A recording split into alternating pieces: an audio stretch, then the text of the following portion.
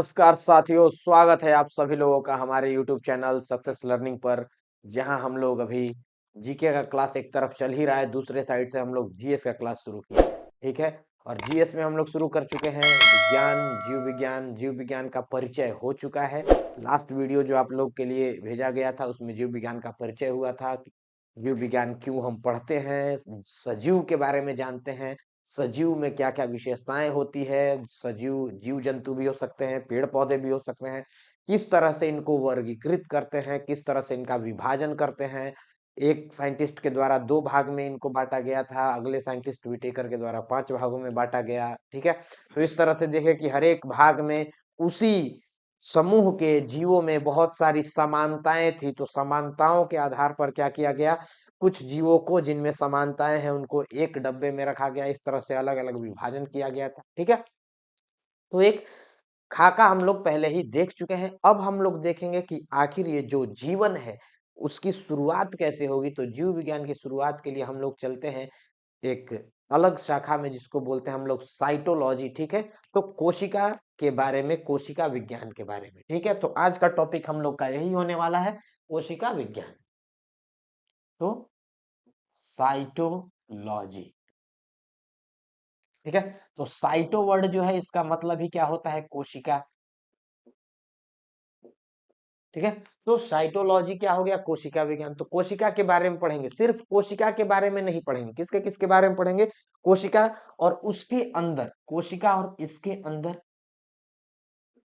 उसके अंदर उपस्थित जितने भी संरचनाएं हैं, जितना भी अलग अलग कोशिकांग है, अलग अलग पदार्थ है, जितने भी पदार्थ है उनकी संरचना, किस तरह की संरचना होती है, ठीक है। क्या उनके कार्य करने का प्रणाली होता है, कार्य प्रणाली भी देखेंगे, ठीक है। और किन किन तरह के विभिन्न प्रकार की प्रक्रियाओं में हिस्सा लेते हैं, इन सब चीज के बारे में हम लोग देखते हैं। कहाँ पे, साइटोलॉजी में, जो कोशिका विज्ञान है, जहाँ पे कोशिका के बारे में ही पूरी तरह से जानकारी हम लोग लेंगे। तो आखिर पहले तो ये समझ लेते हैं कि आखिर ये कोशिका है क्या। जिस कोशिका के बारे में इतना हम लोग जान रहे हैं, इतना पढ़ रहे हैं, इतना जानना चाह रहे हैं, तो कोशिका के बारे में पहले हम लोग जानेंगे। इसके बाद आगे की ओर बढ़ेंगे कि कोशिका से आगे क्या क्या जानकारी हमको मिलता है। तो सबसे पहले कोशिका जो है, कोशिका के बारे में समझना है। इसको समझने से पहले एक बार हम लोग ऐसे आम लाइफ में हम लोग समझ सकते हैं। जैसे मान लीजिए कि एक मकान है, तो मकान का ये एक दीवार हो गया। ये पूरा का पूरा दीवार क्या होता है, ईंट से बना हुआ होता है, ईंट से बनता है, ठीक है। कहीं पे 2 ईंट, 10 ईंट, 50 ईंट, 1000 ईंट, इस तरह से अलग अलग मात्रा में ईंटों को जोड़ जोड़ करके क्या करते हैं, दीवार बनाते हैं। एक दीवार, दो दीवार, तीन दीवार, इस तरह से अलग अलग दीवार को जोड़ के क्या करते हैं, एक घर बनाते हैं। एक रूम बना, अलग अलग बहुत सारा रूम को मिला करके एक पूरा क्या बन गया, मकान बन गया, ठीक है। साथ में और भी पदार्थ लगेगा, लेकिन जो उसमें मुख्य एक हिस्सा होगा वो किस चीज का होगा, ईंट का होगा, ठीक है। तो पूरे मकान के बनने में जिस तरह से एक इकाई की तरह काम क्या कर रहा है, ईंट काम कर रहा है। क्या काम कर रहा है, ईंट। तो ईंट जरूरी है। उसी तरह से पूरे एक प्राणी में, मान लीजिए कोई एक प्राणी है, कैसा भी प्राणी हो, ठीक है, किसी भी तरह का प्राणी हो, जीव जंतु हो, पेड़ पौधा हो, उसके अंदर ईंट का काम कौन करता है, कोशिका करता है। तो कोशिका इस पूरे प्राणी की संरचना को बनाता है। पूरा का पूरा स्ट्रक्चर, जिस तरह का प्राणी है उसका पूरा का पूरा स्ट्रक्चर, संरचना कौन बनाएगा, कोशिका बनाएगा। इसी कारण इसको संरचनात्मक इकाई बोलते हैं। क्या बोलते हैं, संरचनात्मक इकाई। उसका पूरा संरचना बनाएगा, ठीक है। और इस कोशिका के अंदर, अब इस कोशिका, ये ईंट है, इस ईंट के अंदर कुछ खासियत होगा तभी तो इसको इस्तेमाल कर रहे हैं, ठीक है। नहीं तो मकान बनाने में तो क्या सीमेंट का भी यूज करते हैं, सीमेंट का भी यूज कर रहे हैं, ठीक है। जो लोहे का सरिया है उसका भी यूज कर रहे हैं, लेकिन पूरा मकान सिर्फ और सिर्फ सीमेंट से नहीं बनता है, ठीक है। बहुत सारा मात्रा में ईंट लगता है और कहीं कहीं पे सीमेंट डाला जाता है जहां उनको जोड़ना हो, ठीक है। तो इस ईंट के अंदर कुछ खासियत होता है जिसके कारण इसको क्या करते हैं, बार बार इस्तेमाल करते हैं, एक इकाई की तरह इस्तेमाल करते हैं और पूरा मकान बना लेते हैं। तो उसी तरह से कोशिका के अंदर भी क्या होता है, कुछ खासियत होता है जो कि इसका क्रिया, ये कार्य करता है, इसके कार्य प्रणाली के कारण ये किसी तरह का क्रिया में भाग लेता है। इसी कारण इसको क्या कहते हैं, क्रियात्मक, क्रियात्मक इकाई भी बोलते हैं। कि विभिन्न प्रकार की प्रक्रियाओं का जो होना है ये कहाँ होगा, इस कोशिका के अंदर ही होगा। एक कोशिका है तो उसके अंदर बहुत तरह का क्या हो रहा है, कोशिकांग है, अलग अलग पदार्थ है, इसकी अलग अलग संरचना है, और उस संरचना के बीच में क्या है, एक दूसरे में बहुत तरह का प्रक्रिया भी चल रहा है, इनके कार्य प्रणाली विशेष है और उसका प्रक्रिया भी हो रहा है। इस कारण इसको क्रियात्मक इकाई भी कहते हैं, क्योंकि अलग अलग क्रियाओं में भी क्या है, भाग लेता है। जिस तरह से एक ईंट में जो खासियत होगा वही खासियत हर एक ईंट में होगा, इस तरह से पूरे दीवार में वो खासियत हो जाएगा। इसी तरह समझ सकते हैं कि एक कोशिका में जिस तरह से कोई एक गुण होगा, वही पूरे के पूरे कोशिकाओं के समूह ऊतक में भी हो जाएगा।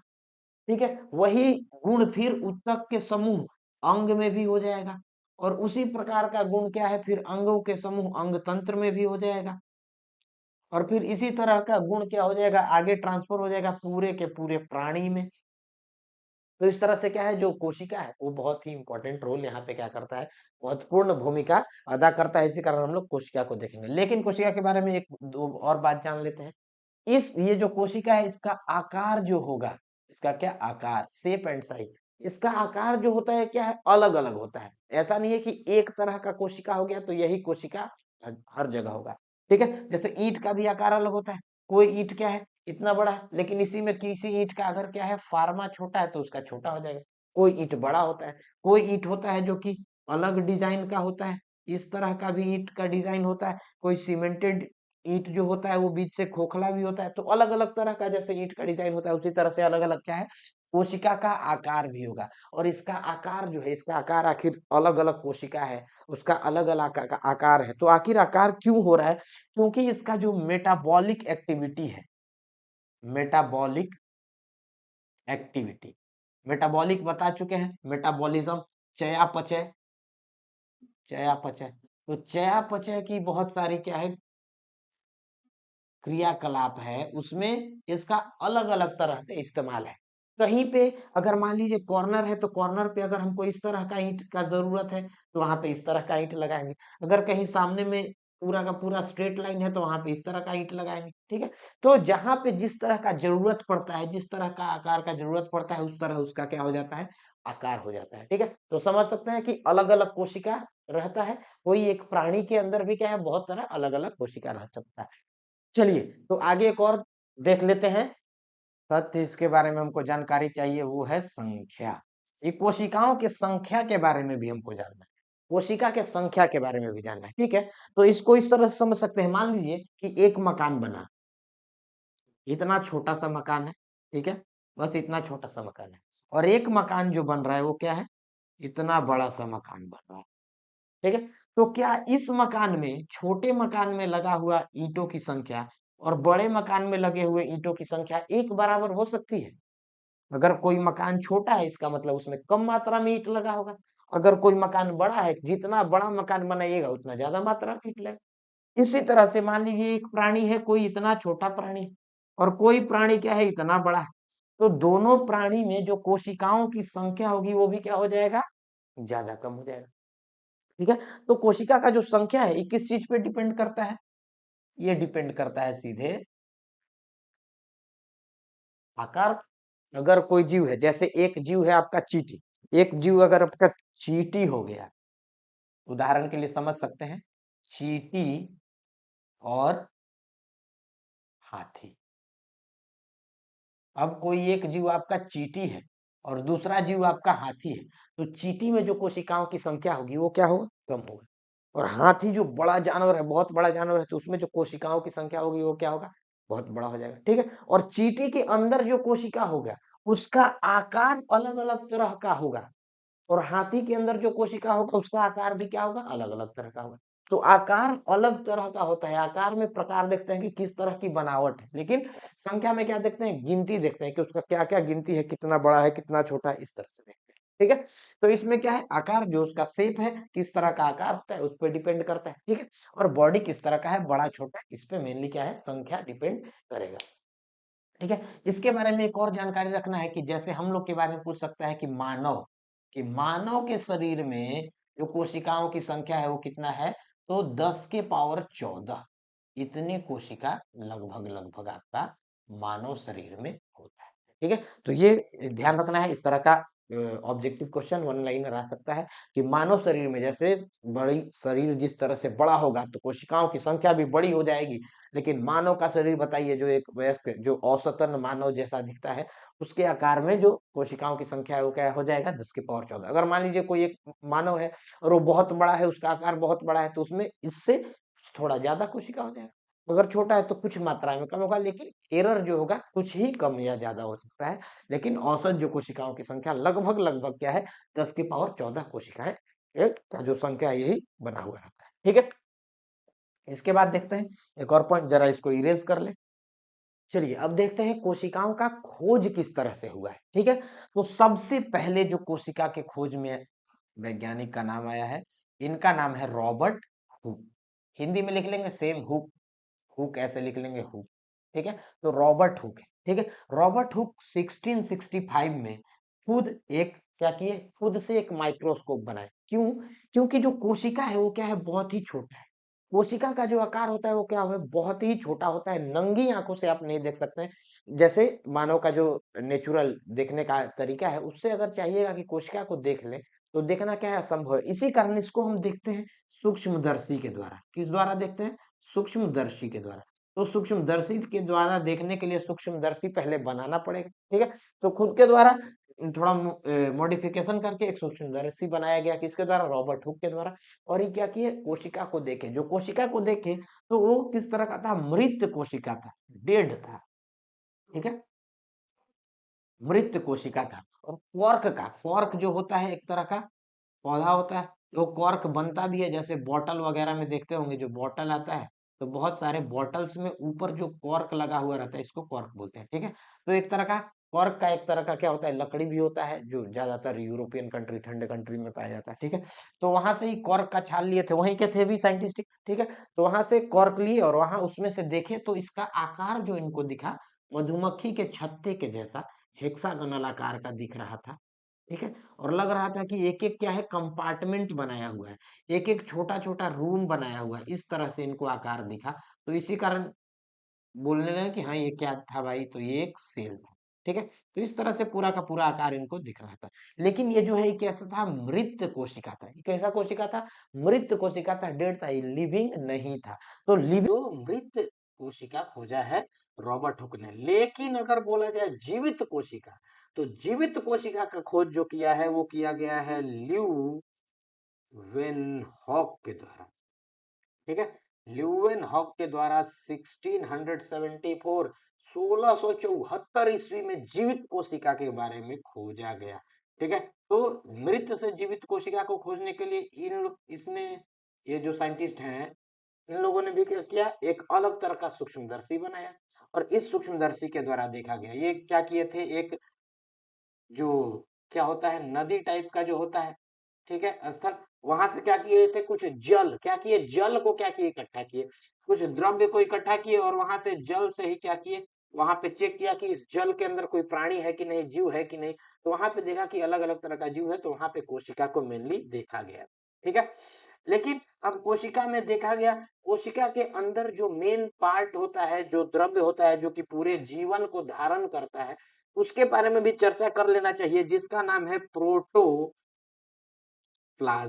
ठीक है, जीव द्रव्य है ये। तो ये द्रव्य जो है जीव द्रव्य, तो ये जीवन का जो द्रव्य है, इसी में मेनली बोला जाता है कि इसी के अंदर क्या है, जीवन है। इसमें दो साइंटिस्ट हैं देखिए। ठीक है, एक तो साइंटिस्ट है आपके परकिंजे, परकिंजे। ठीक है, परकिंजे, परकिंजे के बारे में, परकिंजे फाइबर भी बहुत ज्यादा फेमस है जो कि हर्ट के बारे, हर्ट के अंदर होता है। ठीक है, उसके बारे में बाद में देखेंगे, लेकिन परकिंजे है। और दूसरे हैं आपके फेलिक्स। ठीक है, फेलिक्स का खोज पहले है और परकिंजे बाद में रिसर्च किए। ठीक है, जो फेलिक्स है, फेलिक्स डुजार्जिन नाम है इनका, लेकिन फेलिक्स से ध्यान रखिएगा। तो ये जो साइंटिस्ट है इन्होंने खोज किया है, सबसे पहले खोजा है, जीव द्रव्य को खोजा है। अब बोलिए कि जीव द्रव्य होता क्या है, तो ये होता है दो तरह के द्रव्य का मिला हुआ रूप।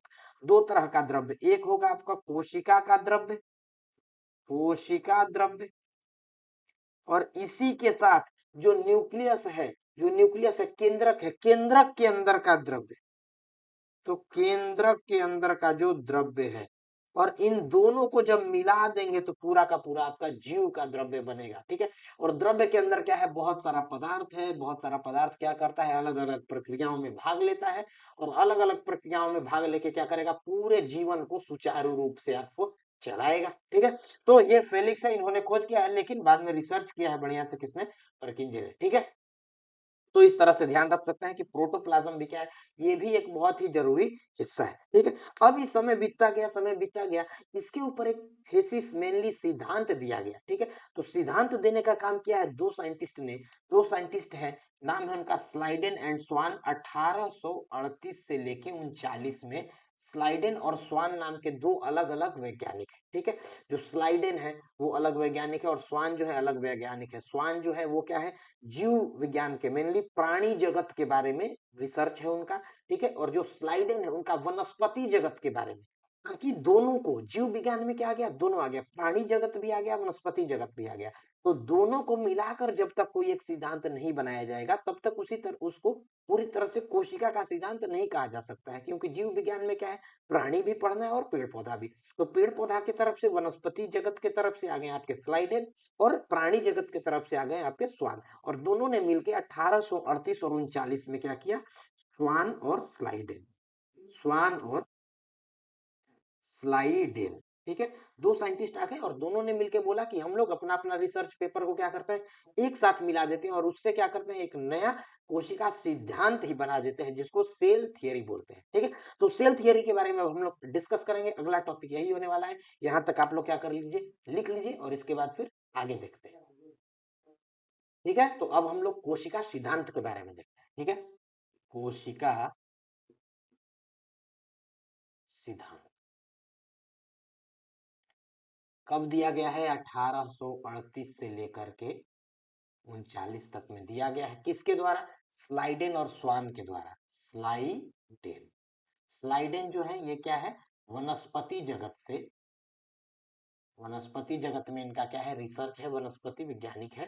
ठीक है, और दूसरे जो है स्वान, जो है स्वान, ये स्वान क्या है, प्राणी जगत के। ठीक है, तो प्राणी जगत के ये वैज्ञानिक है। ठीक है, तो इन दोनों ने कहा कि जब पूरा जीव विज्ञान के लिए कोशिका का सिद्धांत देना है, तो कुछ मेरे रिसर्च है, कुछ आपके रिसर्च है, दोनों को क्या कर दिया जाए, मिला दिया जाए, और मिला के खूब बढ़िया एक सिद्धांत बना दिया जाए। ठीक है, तो इनने एक सिद्धांत दिया। ठीक है, पहला चीज उसमें देखिए क्या समझना है, तीन सिद्धांत है, बहुत बेसिक बेसिक इसमें जानकारी है, बहुत ज्यादा इसमें लोड नहीं लेना है। ठीक है, पहला चीज इन्होंने क्या बताया है कि जो हर एक प्राणी है, हर एक प्राणी, कैसा भी प्राणी हो, हर एक प्राणी जो है ये किससे बना है, तो हर एक प्राणी जो है वो बना है कोशिका से। किसी भी तरह का प्राणी हो वो किससे बनेगा, कोशिका। ठीक है, अब प्राणी के बारे में ही नहीं समझना है कि सिर्फ प्राणी जगत, इसमें कौन कौन आ गया, वनस्पति भी आ गया और प्राणी भी आ गया, जीव जंतु भी आ गया, और वनस्पति भी आ गया, और जीव जंतु भी। ठीक है, तो जितने भी प्राणी जिसके अंदर जीवन है, जितने भी सजीव है, सारे सजीव किससे बने हैं, तो कोशिका से ही बने हैं। ठीक है, एक कोशिका से ही बने। ठीक है, अब इसमें अगला जो इनका सिद्धांत है, उसमें कहा गया है कि कोई भी प्राणी हो, जो भी प्राणी होगा, हर एक प्राणी जो होगा, हर एक जीव जो होगा, वो क्या होगा, या तो एक कोशिका से बनेगा, या फिर एक से ज्यादा, या तो एक कोशिका से बन जाएगा कोई प्राणी, या तो क्या है, एक से ज्यादा कोशिका से बनेगा, कोशिका का बना है। ठीक है, तो कोई भी प्राणी है, मान लीजिए अगर कोई एक ऐसा प्राणी है जो एक ही कोशिका है, एक कोशिका में ही क्या है, अलग अलग कोशिकाओं में उसका कार्य विभाजन किया हुआ है, एक कोशिका से चल रहा है, तो एक कोशिकीय जीव बोलते हैं उसको। तो जो एक कोशिकीय जीव है उसका मतलब क्या है, उसके अंदर सिर्फ एक ही कोशिका है, और वो क्या है, जीव है। लेकिन कुछ क्या है जो एक से ज्यादा कोशिका, जिसको बोलते हैं बहुकोशिकीय जीव, तो उसमें एक से ज्यादा कोशिका है। ठीक है, तो यहाँ से एक कोशिकीय, बहुकोशिकीय दोनों डिटरमाइन हो गया, दोनों यहाँ से क्या हो गया, बता दिया गया। जबकि कोशिका से हर कोई बना है, तो यहाँ बता दिया गया कि संरचनात्मक इकाई कोशिका है, क्रियात्मक इकाई क्या है, कोशिका है। तीसरा इन्होंने पॉइंट जो दिया है, तीसरे को ध्यान रखना है कि हर एक हर एक कोशिका जो है, ये कोशिका के बारे में दिया है, ये हर एक कोशिका जो है ये क्या है,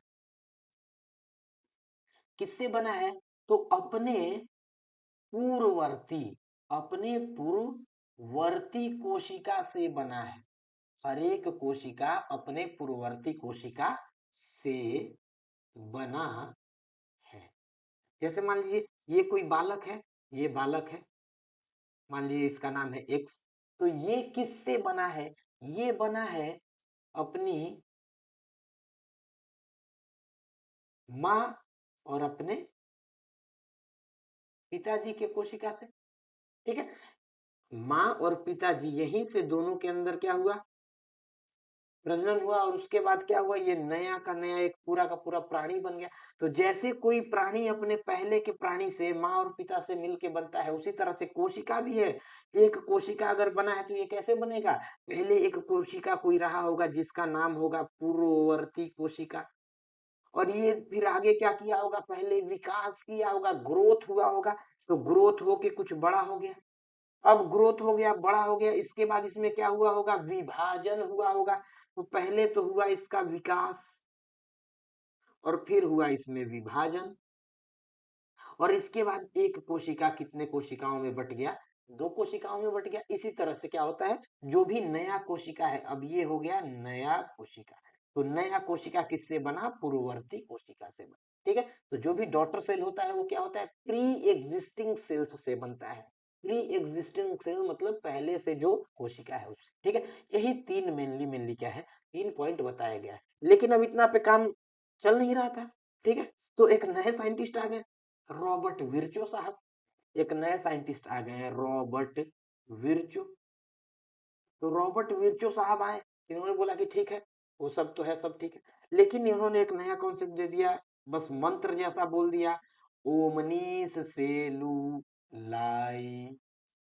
सेलुला ई सेलुला, अभी एक मंत्र दे के चले गए। ये मंत्र का मतलब क्या होता है, तो इसका मतलब यही होता है कि जो भी कोशिका है, सारी कोशिका किससे बना है, तो पूर्ववर्ती कोशिका से बना है। ठीक है, तो ये तीसरा जो पॉइंट है, इसके बारे में पूरा डिटेल से इन लोगों के द्वारा नहीं बताया गया था, लेकिन बाद में इस पे रिसर्च करके और इसके बारे में डिटेल से बताने का काम किसने किया है, रॉबर्ट विर्चो साहब ने बताया है। ठीक है, तो 1850 के दशक में रॉबर्ट विर्चो साहब के द्वारा ये सब बताया गया है। ठीक है, तो ये हो गया, कोशिका में अभी रिसर्च चल रहा है, खोज चल रहा है। बाद में इसमें कोशिका द्रव्य के बारे में बता दिया गया प्रकिंजे और फेलिक्स के द्वारा। ठीक है, उसके बाद और आगे रिसर्च चला, तो कोशिका के अंदर केंद्रक है, केंद्रक के साथ साथ क्या है, अलग अलग अलग अलग कोशिकांग है, बहुत सारा अंग है, हर एक अंग का क्या है, अपना अलग अलग कार्य है। इसके बारे में भी धीरे धीरे जानकारी दिया गया, जिस तरह से क्या हुआ, खोज आगे बढ़ता गया। ठीक है, तो इसके बाद अब आगे का टॉपिक देखते हैं, यहाँ तक आप लोग क्या कर लीजिए, लिख लीजिए, नोट कर लीजिए। तो अब हम लोग देखते हैं अगला टॉपिक आपका सेल स्ट्रक्चर। सेल स्ट्रक्चर की जो कोशिका है, उसकी संरचना के बारे में भी तो बात कर लिया जाए कि किस तरह से संरचना है, क्या क्या बना है। तो कोई भी सेल होगा, जैसे ये कोई एक कोशिका हो गया, तो इस कोशिका का आकार जिस तरह से बना होगा, इसका जिस तरह से संरचना बना होगा, कुछ ना कुछ अलग अलग हिस्सा रहा होगा। तो जो अलग अलग हिस्सा होते हैं उसको क्या बोलते हैं, कोशिकांग बोलते हैं। और हर एक कोशिकांग का क्या होता है, अलग अलग क्या होता है, कोशिकांग होता है। इसमें ध्यान देना है कि इसमें क्या होगा, विभिन्न कोशिकांग होंगे, विभिन्न विभिन्न different cell organelles, different cell organelles having a specific work. Specific क्या होगा, इनका वर्क होगा, सबका अलग अलग क्या होगा, निश्चित कार्य होगा, निश्चित कार्य होगा, सबका कार्य जो होगा निश्चित होगा। किसी का कार्य जो है वो खुद करेगा, दूसरे का कार्य वही करेगा। इस तरह से कार्य का विभाजन कर दिया गया।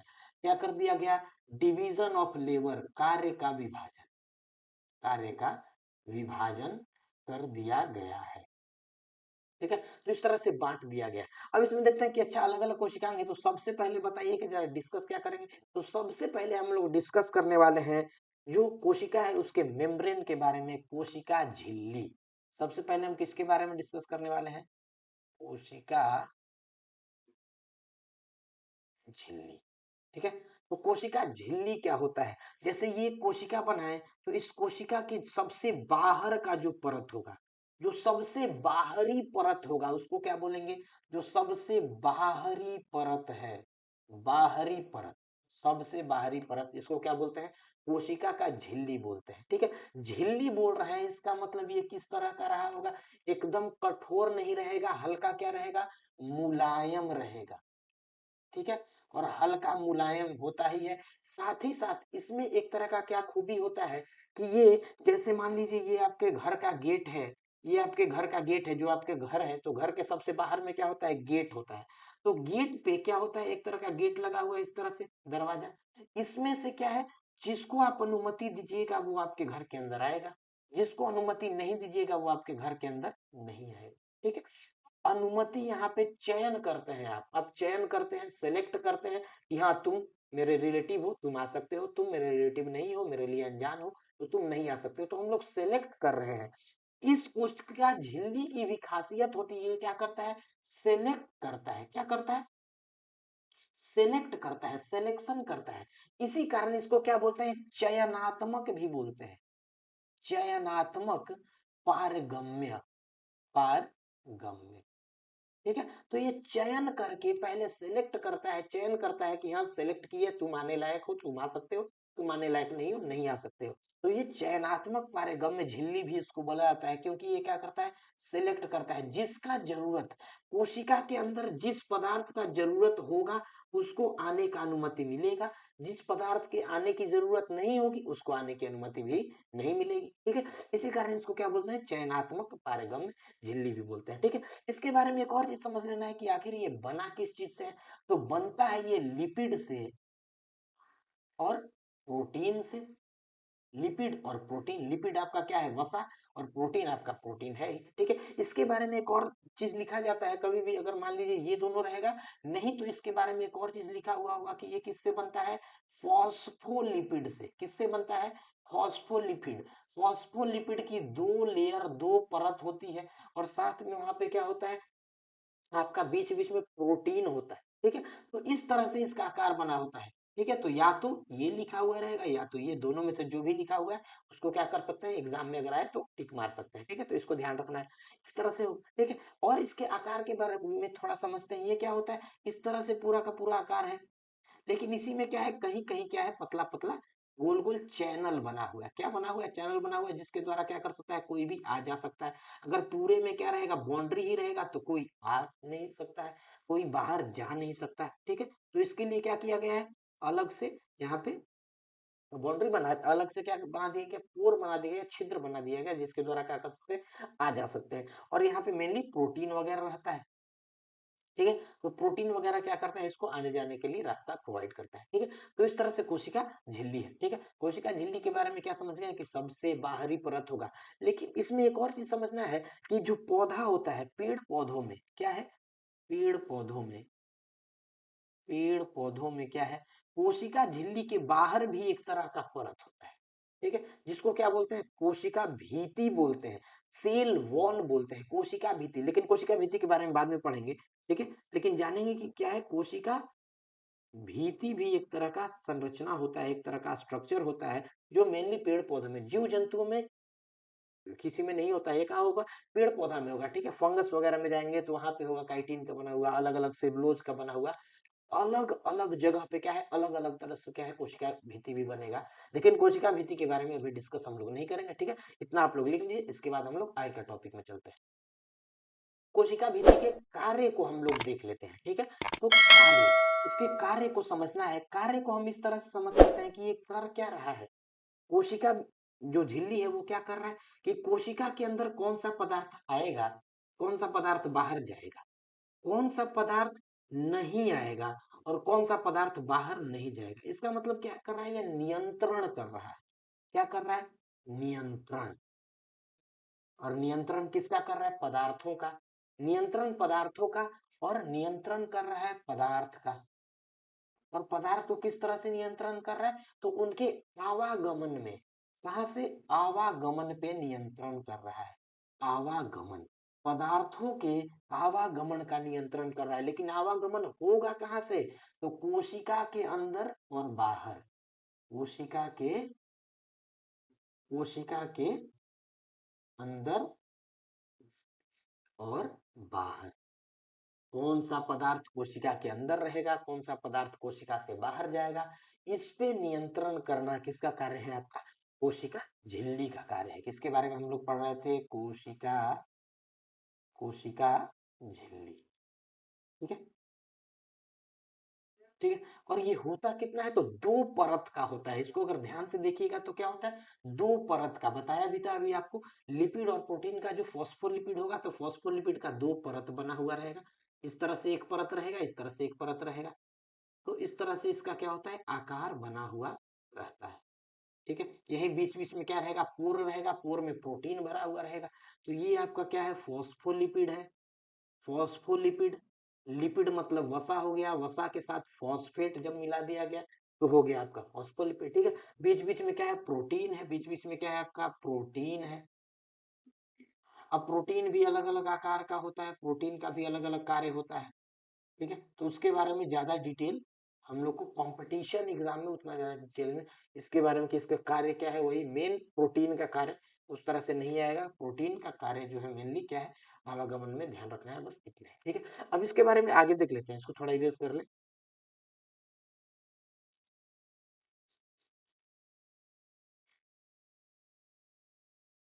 चलिए इसके बारे में आगे देख लेते हैं। एक और पॉइंट कि ये जो कोशिका झिल्ली है, एनिमल्स में, एनिमल का मतलब क्या हो गया? जीव जंतु के बारे में बात कर रहे हैं। जीव जंतु में ये एक और तरह का स्ट्रक्चर बनाता है, एक और तरह की संरचना बनाता है, जिसको क्या बोलते हैं? सीलिया, फ्लैजेला,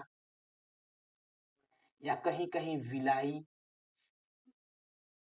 माइक्रोविलाई, ईटीसी। इस तरह का क्या करता है? आकार बनाने में मदद करता है। इसको इस तरह से समझ सकते हैं, जैसे देखे होंगे कि कुछ मान लीजिए एक तरह का ऐसा जीव है, तो उसके किनारे किनारे क्या होगा? उसके किनारे किनारे इस तरह से एक तरह का क्या होगा? संरचना बना हुआ रहता है। ठीक है, तो ये जो संरचना होता है जो हम देखते हैं सूक्ष्म, वो क्या होता है? सीलिया होता है। इसी तरह का संरचना फ्लेमेला होगा, इसी तरह का विलाई होगा। विलाई वगैरह आंत में पाया जाता है, जैसे आंत के दीवालों पे इस तरह का क्या होता है? विलाई पाया जाता है। ठीक है, कि ये क्या कर सके? बहुत ज्यादा मात्रा में एब्जॉर्प्शन कर सके, अवशोषण कर सके। खाद्य पदार्थों का जो पोषक तत्व है उनका क्या कर सके? अवशोषण कर सके। तो क्षेत्रफल बढ़ाने के लिए दीवालों का क्या करते हैं? वहां पे इस तरह का विलाई, और इसमें भी माइक्रो विलाई बना देते हैं। इसके बारे में देखेंगे आगे हम। ठीक है, एनिमल्स के अंदर क्या है? इस तरह का स्ट्रक्चर बनाने में भी मदद करता है। ठीक है, तो ये भी पॉइंट देख लीजिए। अब इसके बाद नेक्स्ट जो अंग है, जो नेक्स्ट हम लोग को टॉपिक पढ़ना है, उसके बारे में हम लोग डिस्कस कर लेते हैं। तो इसके बाद में नेक्स्ट हम लोग पढ़ेंगे न्यूक्लियस। क्या पढ़ेंगे हम लोग? न्यूक्लियस। न्यूक्लियस को हिंदी में क्या बोलेंगे? केंद्रक। ठीक है, तो केंद्रक के बारे में थोड़ा हम लोग क्या करेंगे? चर्चा करेंगे। केंद्रक के बारे में मेनली आप लोगों को क्या समझना है कि केंद्रक जो है, इसके बारे में बताया किसने है? Robert brown. ठीक है, तो रॉबर्ट ब्राउन जो है, रॉबर्ट ब्राउन साइंटिस्ट जो है, रॉबर्ट ब्राउन साइंटिस्ट के द्वारा क्या गया है? बताया गया है इसके बारे में। और इसके आकार के बारे में ऐसा बताया गया है कि केंद्रक का जो आकार होता है वो जनरली कैसा होता है? स्फेरिकल होता है। जनरली कैसा होगा? स्फेरिकल होगा, गोलाकार होगा। गोला जो होता है ना, गोला जो फेंकते हैं हम लोग, गोला फेंक एक प्रतियोगिता होता है, जैसे भाला फेंक एक प्रतियोगिता होता है, उसी तरह से गोला फेंक भी क्या है? एक तरह का प्रतियोगिता है। तो उसमें जैसा गोल गोला होता है स्फेरिकल सेल का, उसी तरह से क्या होता है? स्फेरिकली इसका स्ट्रक्चर होता है। किसका? केंद्रक का। अब केंद्रक का स्ट्रक्चर जो है स्फेरिकल होगा। ये है कहाँ? तो ये कोशिका के अंदर है। ये हमारा एक कोशिका हो गया। ये अगर हमारा कोशिका है तो इसके अंदर क्या है? आपका केंद्रक है। केंद्रक का जो पोजीशन होगा, इसकी अवस्था जनरली कहाँ होता है? तो सेंटर में होता है, कोशिका के सेंटर में। कोशिका का जो पूरा का पूरा केंद्र होगा, केंद्र में जनरली क्या पाया जाता है? केंद्रक पाया जाता है। ठीक है, केंद्र में। इसी कारण इसको क्या बोलते हैं? केंद्रक। जो केंद्र में पाया जाए उसको क्या बोलेंगे? केंद्रक। ठीक है, और ये क्या है? सबसे इंपॉर्टेंट है। केंद्रक जो है क्या है? सबसे महत्वपूर्ण, मोस्ट इंपॉर्टेंट, सबसे जो आपका क्या है? इम्पोर्टेंट, मोस्ट इम्पोर्टेंट आपका स्ट्रक्चर है।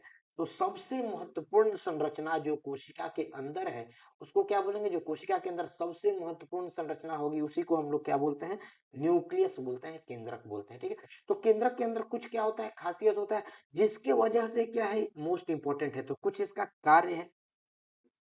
ठीक है, इसका बनावट इस तरह से बनता है, दो लेयर होता है इसके बाहर। जैसे अभी क्या बताए थे कि ये जो होता है कोशिका झिल्ली भी क्या होता है, 2 लेयर का होता है, 1 लेयर और 2 लेयर, इस तरह से 2 लेयर का बना हुआ होता है। वैसे ये भी क्या होगा, 2 लेयर का बना हुआ होगा। इसके अंदर भी क्या होगा, पोर्स होगा, पोर छिद्र, जिसके द्वारा क्या कर सकते, इसके अंदर जा सके। ठीक है, तो इसके अंदर जो द्रव्य पाया जाता है, इसके अंदर जो द्रव्य पाया जाएगा, इस द्रव्य को क्या बोलते हैं, केंद्रक द्रव्य। क्या बोलते हैं इसको, केंद्रक द्रव्य। ठीक है, और जो यहाँ पे पाया जाएगा इसको क्या बोलेंगे, कोशिका द्रव्य। ठीक है, और दोनों को मिला करके क्या बोलेंगे, जीव द्रव्य। और इसी कोशिका द्रव्य क्या है, पूरे में फैला हुआ है। और इस कोशिका द्रव्य के अंदर क्या है, अलग अलग बहुत सारे कोशिकांग हैं, जिनका काम क्या किया गया है, बांट दिया गया, कार्य को बांट दिया गया, और सभी अपने कार्य कर रहे हैं। इसी कोशिका द्रव्य के अंदर मौजूद रहते हुए सब क्या कर रहे हैं, अपने अपने बांटे हुए कार्य को क्या कर रहे हैं, पूरी तरह से कर रहे हैं। और पूरे कोशिका को क्या किए हुए हैं, जीवित किए हुए हैं। कोशिका जीवित है क्योंकि कोशिका झिल्ली भी क्या होता है, जीवित होता है। कोशिका झिल्ली कैसा होता है, जीवित होता है। जबकि कोशिका भीति जो होता है, सेल वॉल जो होता है, जो पेड़ पौधा में पाया जाता है, वो कैसा होता है, मृत होता है। ठीक है, तो इसके बारे में देखेंगे। ये सब क्या है, जीवित स्ट्रक्चर है। ठीक है, तो यहाँ तक आप लोग बना लिए। इसके आगे टॉपिक फिर से हम लोग नेक्स्ट टाइम देखते हैं। ठीक है, ठीक है, तो अब इसका कार्य के बारे में देख लेते हैं। तो केंद्रक का कार्य क्या है, केंद्रक का कार्य क्या है, कंट्रोलिंग सेंटर है। केंद्र क्या है, कंट्रोलिंग सेंटर, नियंत्रण केंद्र, नियंत्रण केंद्र। हर चीज को क्या करेगा, नियंत्रण करेगा। नियंत्रण केंद्र किसका, तो सारी, लगभग लगभग सारी, लगभग सारी नहीं लेकिन लगभग सारी है, 99% से ज्यादा जो क्रियाकलाप होता है, जो क्रियाकलाप होंगे, जो क्रियाकलाप होंगे कोशिका के अंदर, उन सब पे किसका कंट्रोल होता है, उन सब पे नियंत्रण किसका होता है, केंद्रक का। किसका नियंत्रण होगा, केंद्रक का। केंद्रक ही क्या करता है, इस पे नियंत्रण। इसी कारण ये क्या है, मोस्ट इंपॉर्टेंट है, सबसे महत्वपूर्ण है। ठीक है, इसका केंद्रक का अलग अलग अंग भी है, अलग अलग अंग है। जैसे सबसे बाहर का जो अंग होगा, ये आपका कोशिका हो गया। इसके सबसे बाहर जो केंद्रक के सबसे बाहर का जो अंग होगा, उसको क्या बोलेंगे, उसको बोलेंगे केंद्रक झिल्ली। इसको क्या बोलेंगे, केंद्रक झिल्ली। एक सेकंड रुक जाइए, थोड़ा कैमरा लैग करता है शायद।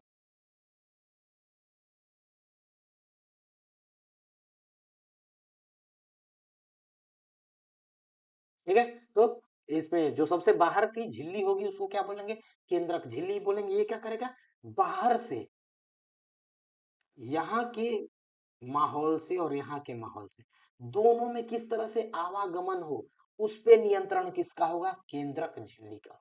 तो यहाँ का जो स्थिति है, इसको क्या बोलते हैं, कोशिका द्रव्य, कोशिका द्रव्य। ठीक है, और यहाँ जो है वो क्या है, केंद्रक द्रव्य, केंद्रक द्रव्य।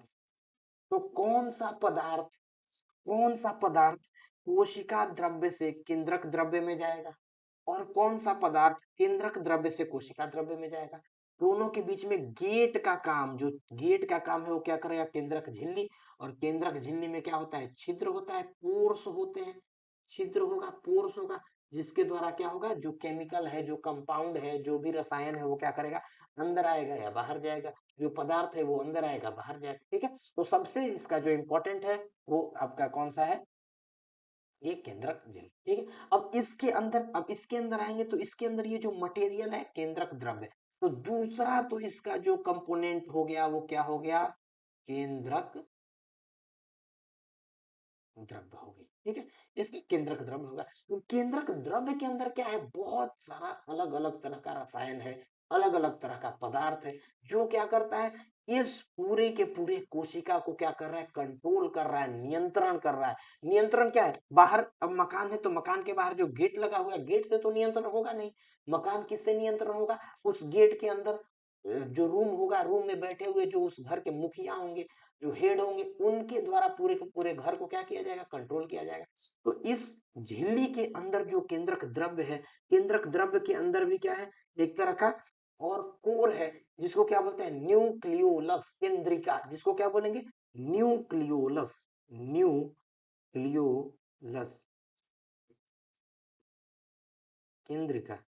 इसके द्वारा क्या किया जाएगा, इस पूरे को नियंत्रित किया जाएगा। ठीक है, इसमें कुछ द्रव्य है, तो द्रव्य के अंदर ही क्या होगा, केंद्रिका, और इसके साथ ही साथ कुछ मात्रा में राइबोसोम। अब राइबोसोम देखेंगे हम लोग कि राइबोसोम किसको बोलते हैं। ठीक है, इस तरह का कुछ अलग अलग कोशिकांग रहते हैं उसी के अंदर, और ये फैले हुए रहते हैं, और इसी के अंदर क्या रहता है, न्यूक्लियोलस रहता है, जो क्या करता है, इस पूरे को कंट्रोल करता है। तीसरा इसका पार्ट कौन सा हो गया, न्यूक्लियोलस। कौन सा हो गया, न्यूक्लियोलस, हिंदी में इसको क्या बोलेंगे, केंद्रिका। ये भी कंपोनेंट क्या है, बहुत ही इंपॉर्टेंट कंपोनेंट है, क्योंकि इसी के अंदर क्या है, सारा का सारा जो भी कंट्रोल पावर है वो क्या है, इसी के अंदर है। घर के अंदर कंट्रोल पावर नहीं होता है, घर के अंदर बैठे हुए जो उस घर के मुखिया है, जिनके द्वारा घर बनाया गया है, उसके अंदर क्या होता है, पूरा का पूरा कंट्रोल पावर होता है। तो यहाँ पे हम लोग देखते हैं। ठीक है, न्यूक्लियर झिल्ली के बारे में बता चुके, कोर होता है, और साथ ही साथ क्या होता है, दो परत होती है, ये भी ध्यान रखना है। इसमें कितना परत होगा, दो परत होगा। पोर्स के द्वारा क्या होगा, जो जरूरी पदार्थ है वो इसके अंदर आ जाएगा, और जो जरूरी है वो इसके बाहर चला जाएगा। ठीक है, इसके बारे में और एक चीज ध्यान रखना है कि ये जो पोर होता है, ये किनारे पे जुड़ा होता है एक अलग तरह के कोशिकांग से, जिसको क्या बोलते हैं, प्लाज्मिक इंडोप्लाज्मिक रेटिकुलम। ठीक है, तो इंडोप्लाज्मिक रेटिकुलम होता है, अंतःद्रावी नलिकाएं होती है। इसको हिंदी में लिखिएगा तो लिख लीजिए, अंतर्द्रावी नलिकाएं।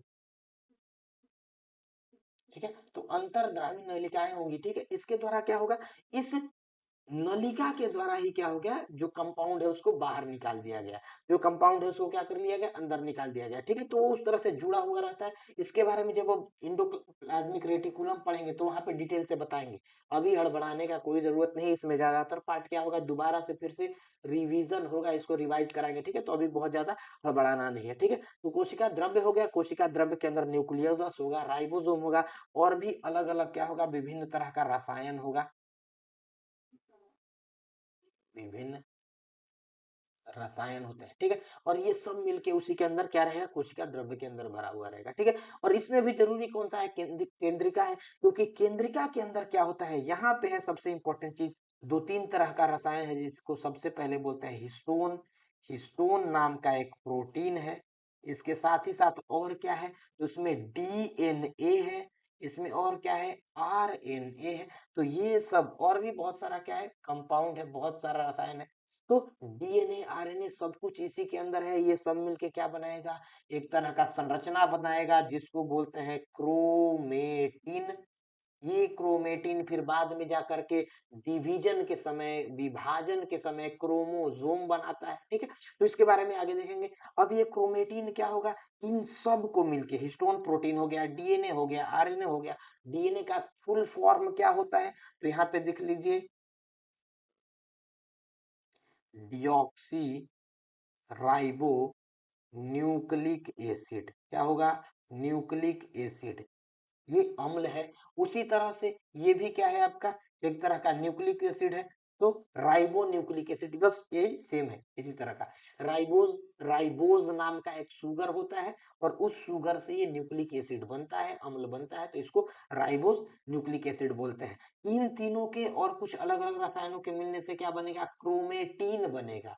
क्रोमेटीन बनेगा, और यही क्रोमेटीन जब कोशिका क्या होगा, जवान हो जाएगा, जब कोशिका का विकास हो जाएगा, तो बाद में जाके क्या बनता है, क्रोमोसोम। क्या बनेगा, क्रोमोसोम। क्या बनेगा, क्रोमोसोम। ठीक है, और इस क्रोमोसोम का ही बाद में क्या होगा, विभाजन होगा। क्या होगा, विभाजन होगा, और इस क्रोमोसोम के विभाजन के बाद एक कोशिका कितनी कोशिकाओं में बट जाएगा, दो नए कोशिकाओं में बट जाता है। ठीक है, पूरा का पूरा सिस्टम किस तरह से ग्रोथ कराएंगे, किस तरह से उसमें विभाजन करेंगे, किस तरह से कोशिकांग को क्या करेंगे, बराबर बराबर बांटेंगे, कोशिकांग का क्या करेंगे, डुप्लीकेशन करेंगे, किस तरह से उनको क्या करेंगे, उसके संख्या को बढ़ाएंगे कि हर जगह क्या है, बराबर मात्रा में जाए विभाजन के समय। और ये सारा का सारा इंफॉर्मेशन कहाँ होता है, न्यूक्लियोलस केंद्रिका के अंदर होता है। इसी कारण ये नियंत्रण केंद्र है। ये क्या है, नियंत्रण केंद्र, ठीक है। अब ये पूरा का पूरा प्रोसेस जो है, क्रोमेटिन बनना, उसके बाद क्रोमोसोम बनना, फिर कोशिका का विभाजन होना, नए कोशिकाओं का बनना, नए कोशिकाओं का फिर से विकास होना, फिर से अगली पीढ़ी के लिए विभाजन होना, ये सारा का सारा टॉपिक हम लोग करने वाले हैं नेक्स्ट लेक्चर में, ठीक है। इस वीडियो में यहीं तक, क्योंकि ज्यादा वीडियो लंबा ना हो जाए, ज्यादा ऐसा ना हो कि बहुत ज्यादा समय लग जाए, ठीक है। इसी कारण इसको क्या करते हैं, यही समाप्त करते हैं। लेकिन इससे जुड़ा हुआ कोई भी समस्या हो, उसके लिए आपको क्या करना है, उसके लिए आपको जाना है कमेंट सेक्शन में। कमेंट सेक्शन में जाके क्या कर देना है, कमेंट कर देना है। जो भी दिक्कत है उसको क्या करना है, क्वेश्चन को अपना डाल देना है। उसको क्या करेंगे, नेक्स्ट क्लास में हम लोग फिर से उसको डील कर लेंगे, फिर से उसको समझ लेंगे। और चैनल को सब्सक्राइब जरूर कर लीजिए, जो भी इसमें आइकन बनाया हुआ है इसको सब्सक्राइब कर लीजिए, और सब्सक्राइब करने के बाद घंटी जरूर दबा दीजिएगा। जो घंटी बना हुआ है इसको दबाना क्या है, बहुत जरूरी है। क्यों जरूरी है, क्योंकि जब अगला लेक्चर में हम क्या करेंगे, यहाँ क्रोमेटिन से क्रोमोसोम और फिर किस तरह से कोशिका का विभाजन होगा, एक कोशिका से दो कोशिका, दो से चार, चार से आठ, आठ से 16, इस तरह से संख्या बढ़ते जाएगा। बहुत ज्यादा कोशिका बनेगा, कोशिका से उत्तक बनेगा, उत्तक से अंग बनेगा, अंग से नया प्राणी बनेगा। तो उस तरह से क्या करेंगे, पूरा का पूरा विकास किस तरह से होता है, किस तरह से जीव विज्ञान का ये प्रक्रिया चलता है, इस सब के बारे में डिस्कस करने वाले हैं। कहाँ पे, नेक्स्ट लेक्चर में। और नेक्स्ट लेक्चर का सूचना कैसे पहुंचेगा, इन्फॉर्मेशन कैसे पहुंचेगा, नोटिफिकेशन कैसे पहुंचेगा, जब तक आप लोग घंटी नहीं दबाइएगा, ठीक है। तो घंटी दबाना क्या है, बहुत जरूरी है। घंटी जरूर दबाइए, और इसको दबाने में समय भी नहीं लगेगा। बस एक क्लिक हुआ और क्या हो गया, दब गया, ठीक है। तो यहाँ पे इस लेक्चर को क्या करता है, हम समाप्त करते हैं। आप इस तरह से क्या करते रहिए, पढ़ते रहिए, सीखते रहिए, ठीक है। खूब पढ़ाई लिखाई करिए और मौज मस्ती करिए। आज के लिए इतना ही। धन्यवाद।